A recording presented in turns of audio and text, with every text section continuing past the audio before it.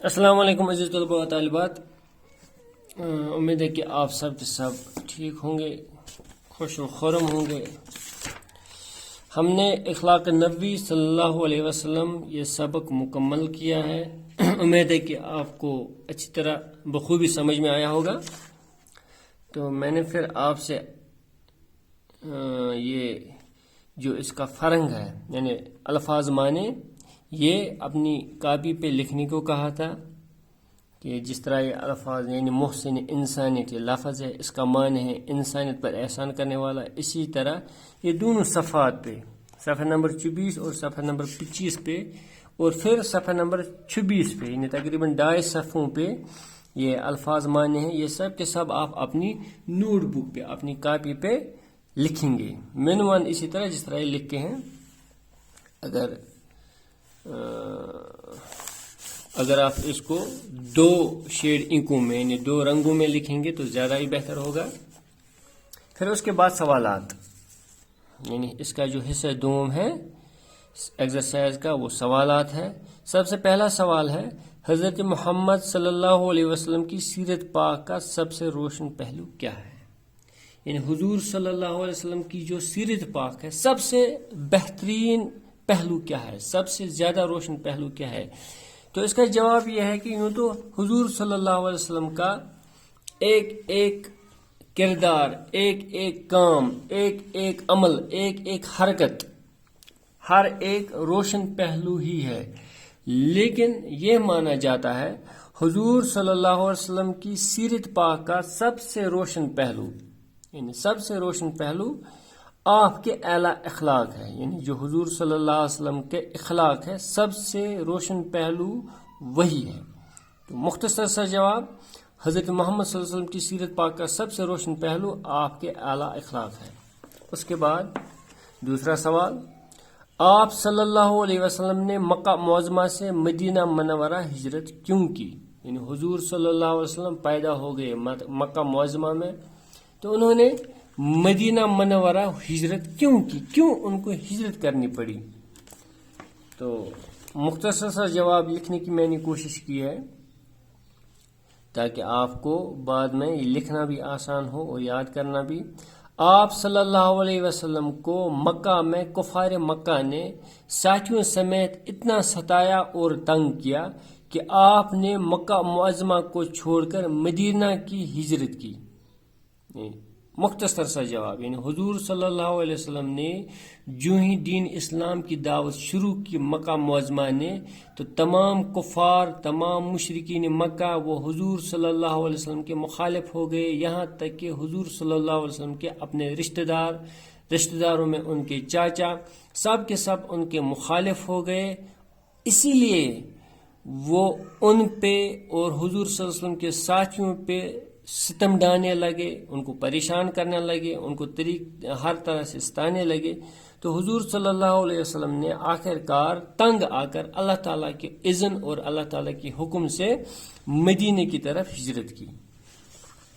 پھر حضرت محمد، تیسرا سوال ہے حضرت محمد صلی اللہ علیہ وسلم کہ عظیم اور اعلیٰ اخلاق کے 2 واقعات بیان کیجیے۔ یوں تو پوری کی پوری زندگی حضور صلی اللہ علیہ وسلم کی سراپا عظیم اور اعلیٰ اخلاق سے بری پڑی ہے، لیکن ہمیں 2 واقعات کا ذکر کرنا ہے، بالکل آسان سا ہے ہمارے لیے۔ تو یوں تو میں نے اس کا جواب یوں لکھا ہے، یوں تو حضرت محمد صلی اللہ علیہ وسلم کے اعلیٰ اخلاق کے واقعات بے شمار ہیں، 2 واقعات یوں ہیں، یعنی سیدھا ہمیں مدعے پہ جانا ہے۔ 2 واقعات لکھنے، الف یعنی پہلا واقعہ، آپ الف لکھو یا ایک لکھو یا کچھ لکھو۔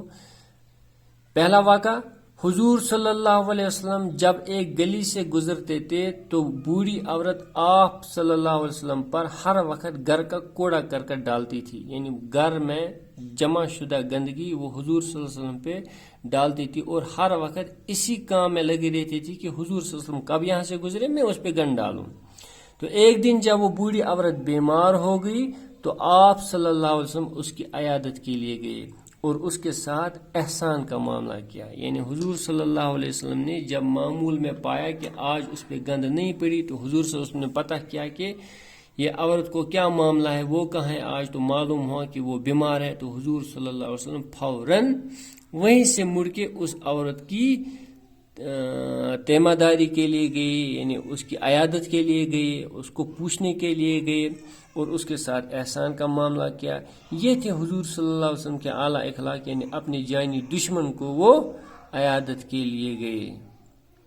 پھر دوسرا، ایک یہودی عورت نے حضور صلی اللہ علیہ وسلم کو قتل کی نیت سے زہر والا گوشت کھلایا. حضور صلی اللہ علیہ وسلم کی دعوت کی اور اس کا یہ غرض نہیں تھا کہ میں ان کو کھانا کھلاؤں، غرض یہ تھا کہ میں ان کو قتل کر ڈالوں. تو زہر ملایا گوشت میں اور حضور صلی اللہ علیہ وسلم کو کھلایا اور اس کے بعد اپنی جرم کا اقرار بھی کیا، مگر حضور صلی اللہ علیہ وسلم نے اسے معاف فرمایا. ان سے فرمایا جب میں نے آپ کو معاف کیا. یہ تھے حضور صلی اللہ علیہ وسلم کے اعلیٰ اخلاق، یعنی انہی اعلیٰ اخلاق کی وجہ سے حضور صلی اللہ علیہ وسلم پہ ان کی جانی دشمن بھی فدا تھے، اور ان کی جانی دشمنوں نے جو کٹر دشمن تھے، کٹر مخالف تھے حضور صلی اللہ علیہ وسلم کے، انہوں نے اعلیٰ اخلاق کی وجہ سے ہی آپ صلی اللہ علیہ وسلم پر ایمان لایا اور مشرب اسلام ہوئے، یعنی دین اسلام کو قبول کیا. پھر اگلا سوال، حضرت محمد صلی اللہ علیہ وسلم کے اخلاق کا آپ صلی اللہ علیہ وسلم کے مخالفوں اور جانی دشمنوں پر کیا اثر ہوا؟ تو اس کا جواب یوں ہے، آپ صلی اللہ علیہ وسلم کے مخالف اور جانی دشمن بھی آپ کے اعلیٰ اخلاق کے قائل تھے، یعنی وہ بھی یہ مانتے تھے کہ حضور صلی اللہ علیہ وسلم کے اخلاق بلند، حضور صلی اللہ علیہ وسلم کے اخلاق اعلیٰ، کوئی ان جیسا ہے ہی نہیں. پھر آپ صلی اللہ علیہ وسلم کے اعلیٰ اخلاق کی وجہ سے ہی آپ کے دشمنوں نے اسلام قبول کیا اور حق کا ساتھ دیا. یہ تلوار کی وجہ سے نہیں تھا، یہ دولت کی وجہ سے نہیں تھی کہ یا کوئی اور وجہ نہیں تھا کہ جو اس وقت کے یہودی تھے یا باقی کفار مکہ تھے یا باقی لوگ تھے جو اسلام میں داخل نہیں ہوئے تھے، جو مسلمان نہیں تھے، کہ انہوں نے دولت کی وجہ سے حضور صلی اللہ علیہ وسلم کی دولت دے کر، حضور صلی اللہ علیہ وسلم کی شہرت دے کر، حضور صلی اللہ علیہ وسلم کی بہادری دے کر، حضور صلی اللہ علیہ وسلم کے دباؤ یا دھونس میں آ کر اسلام قبول کیا. نہیں، بیشتر کیا سب کے سب لوگوں نے حضور صلی اللہ علیہ وسلم کے اعلیٰ اخلاق کی وجہ سے ہی اسلام قبول کیا اور حق کا ساتھ دیا.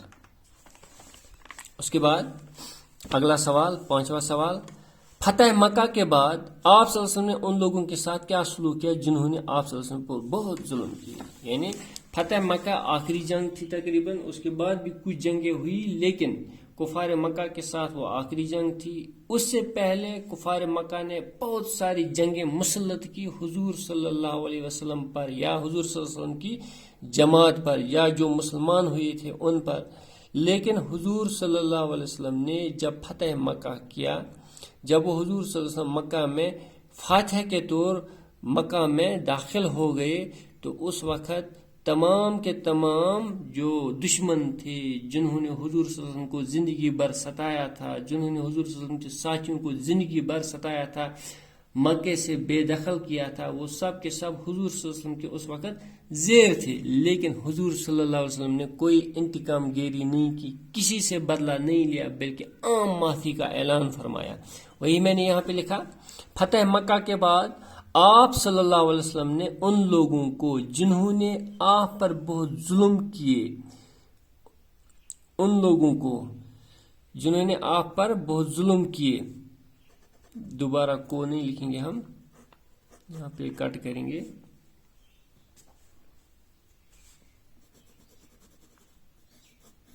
اس کو کاٹیں گے.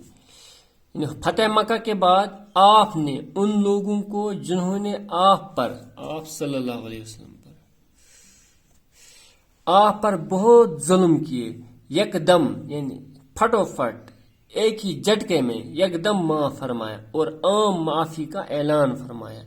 یعنی عام معافی کا اعلان فرمایا، یعنی کوئی کسی سے بدلہ نہیں لے گا، یہ اعلان فرمایا. اور اس طرح تمام وہ لوگ جنہوں نے حضور صلی اللہ علیہ وسلم کو اور ان کے ساتھیوں کو ستایا تھا زندگی بھر، ان کو معاف فرمایا، یعنی وہ بری ہو گئے تمام ان جرائم سے جو انہوں نے کیے. پھر اس کے بعد اگلا سوال، آپ صلی اللہ علیہ وسلم پر کوڑا کرکٹ پھینکنے والی بڑھیا آپ صلی اللہ علیہ وسلم پر کیوں ایمان لے آئی، یعنی وہی جس واقعے کا ذکر ہوا ہے پہلے سوال میں، یعنی اس نے ایمان کیوں لایا اس بڑھیا نے جو آپ صلی اللہ علیہ وسلم پر کوڑا کرکٹ پھینکتی تھی. آپ صلی اللہ علیہ وسلم نے اس بڑھیا کی عیادت کی اور اس کے ساتھ اعلیٰ اخلاق کا مظاہرہ کیا، اسی لیے وہ عورت آپ پر ایمان لے آئی. حضور صلی اللہ علیہ وسلم جب اس گلی سے گزر رہے تھے تو اس دن اس پہ گند نہیں ڈالی گئی، تو حضور صلی اللہ علیہ وسلم نے معلوم کیا کہ کیا معاملہ، یہ عورت کہاں ہے، تو معلوم ہوا کہ وہ عورت آج بیمار ہے. تو حضور صلی اللہ علیہ وسلم پھٹو پھٹ فوراً اسی آن اس عورت کی عیادت کے لیے گئے، یعنی آپ نے اس بڑھیا کی عیادت کی اور اس کے ساتھ اعلیٰ اخلاق کا مظاہرہ کیا. یہ عیادت اپنے دشمن سے عیادت کرنا ہی اعلیٰ اخلاق کا مظاہرہ ہوا.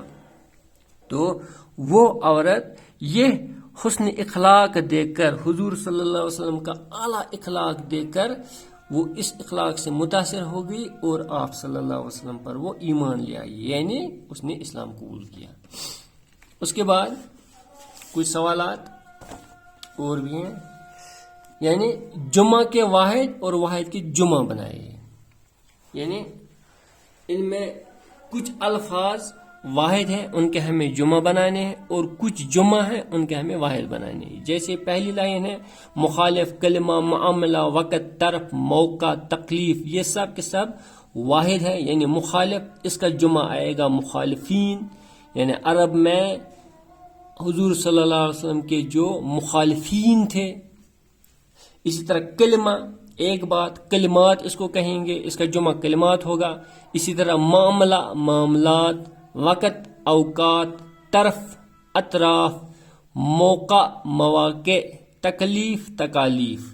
یعنی حضور صلی اللہ علیہ وسلم کو کفار مکہ نے تکلیف نہیں پہنچائی بلکہ بہت ساری تکالیف پہنچائی، ایک تکلیف نہیں پہنچائی. اسی طرح پھر یہ جو لائن ہے، یہ پوری کی پوری لائن، یہ سب کے سب الفاظ یہ جمعہ ہیں، ان کے ہمیں واحد لکھنے ہیں. جیسے صدقات، صدقات کا واحد ہے صدقہ.